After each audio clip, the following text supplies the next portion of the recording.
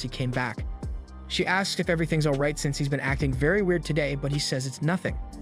She's about to offer some help if something is bothering him, but he says he told her he's fine. Sarah suddenly gets up seeing which John apologizes and is about to say he didn't mean to snap. However, Sarah mutters that it seems like he needs some time alone. She picks up her shopping bag and leaves, saying she'll see him tomorrow even though he hurriedly tries to stop her. As she leaves, she sees that she has 37 unread messages. In Wellston dormitories, Elaine angrily asks Sarah why she wasn't answering any of her texts and questions where she was last night since she had her worried sick. Elaine tells Sarah she was worried sick for her and asks if she was hanging out with that loser cripple again. When Sarah doesn't answer, she angrily declares that she doesn't get why she's always with him and warns her that she's making herself look bad. She says he doesn't even have an ability, but Sarah suddenly paralyzes her with her ability and declares that she's told her that what she does is none of her business. Elaine plops down as Sarah walks by and shuts the door behind her. Elaine sighs and suddenly receives a call from someone saying they're about to head out and asking if Serafina is back yet. Elaine affirms that she just got back, so the person says they're on their way. Sarah sets down her teddy bear in her room and starts taking out her stuff from her shopping bags. She receives a call from John apologizing for earlier and asking her to be a bit careful with the books since if someone sees it, she might get in trouble. Sarah takes out the book and opens it to see that the author has dedicated it to his son. Someone knocks on her, so she opens it to see Arlo, who exclaims that she looks beautiful today. However, she instantly starts closing the door. He asks her to wait and to at least hear him out.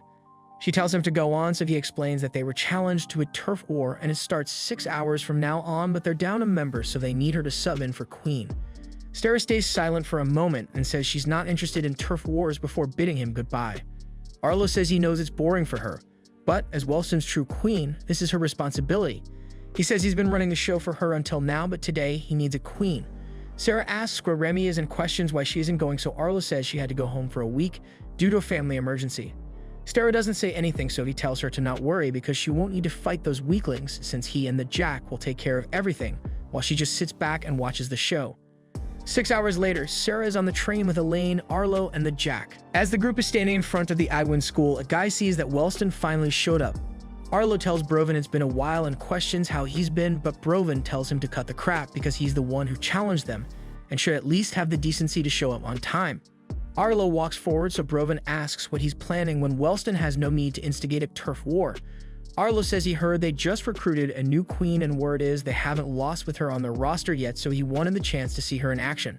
Broven inwardly tells him to be careful what he wishes for and asks if he wants to settle this, 1-on-1 or 3-on-3.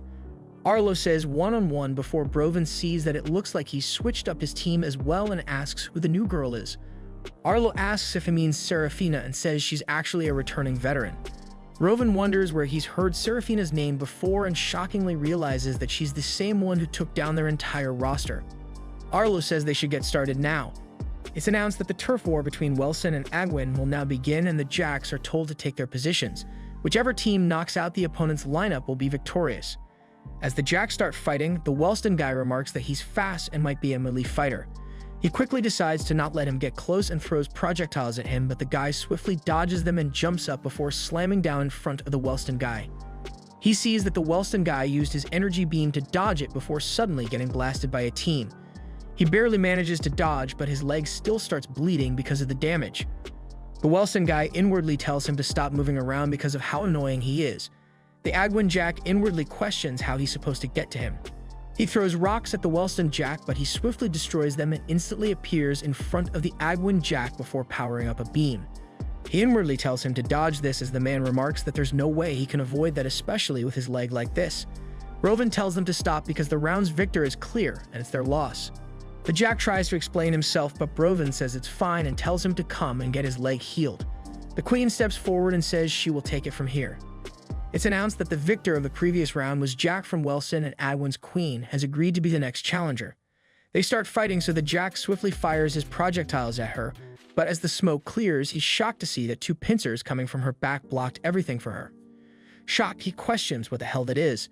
The Queen suddenly starts attacking him with her pincers, so he swiftly continues dodging, remarking that he can't do anything with her constantly throwing those things at him. She suddenly slashes through his chest with her pincers. The Jack sees that she's gone and spawned 2 more pincers.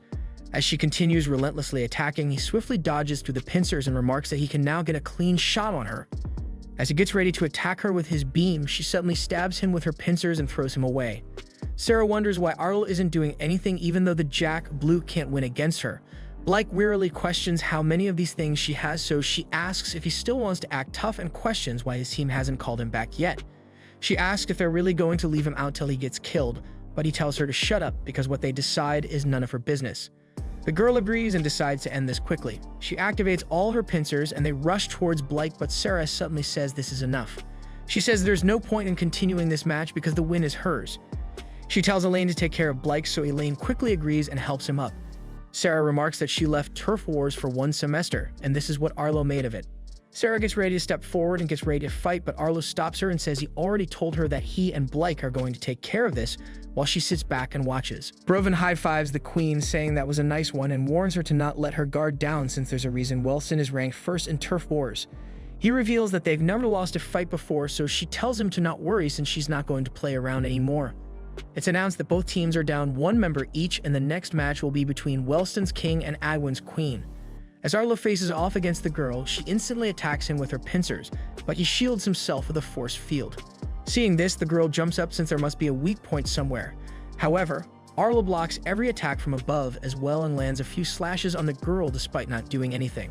Arlo smiles and slowly walks towards her, so she hurriedly tells him to not come any closer. However, Arlo keeps walking towards her. The girl realizes her attacks aren't connecting as Arlo smilingly traps her inside a force field. As the girl's pincers touch the force field, she keeps getting attacked.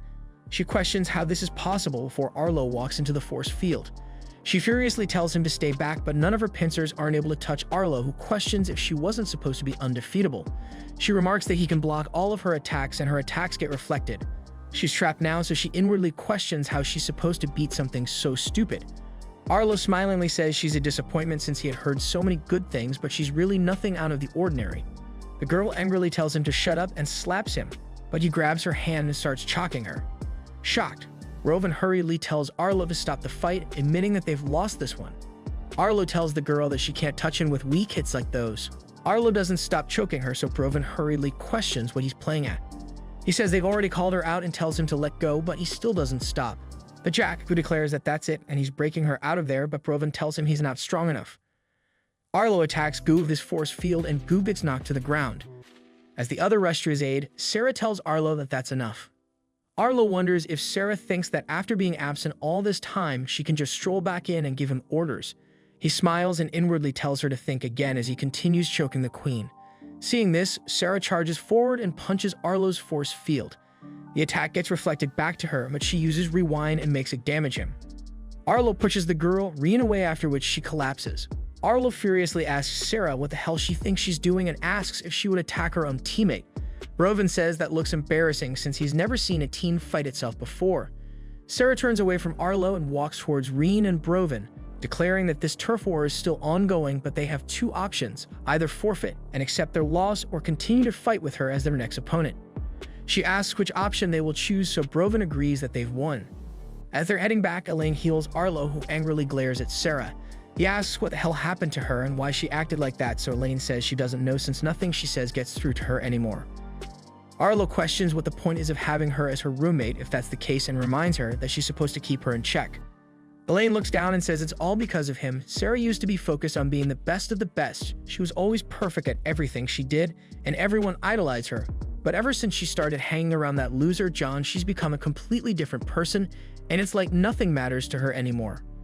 Arlo doesn't know who John is, and Elaine remembers that he's not in their grave, so she mutters that she honestly doesn't know what Sarah sees in John since just mentioning his name makes her mad, but he's this guy in their class who's a total weakling and doesn't even have an ability, but somehow he's gotten closer with Sarah lately and she slept over at his place. Surprised, Arlo tells Elaine he wants her to keep a close eye on Sarah from now on and to let him know if she does anything suspicious while he deals with this John guy. John sees news that late night at 8:23 p.m., authorities discovered a body marked by the infamous Embers logo.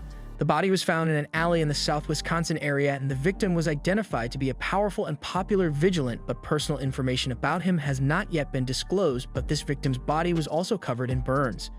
John sees that the attacks are getting closer, and the reporter states that all the attacks are targeted at superheroes. A reporter asks a man what his thoughts are on the vigilantes that are being attacked recently, so he annoyingly says he couldn't care less about those lunatics since they're a bunch of kids who are just looking for trouble and it's clear embers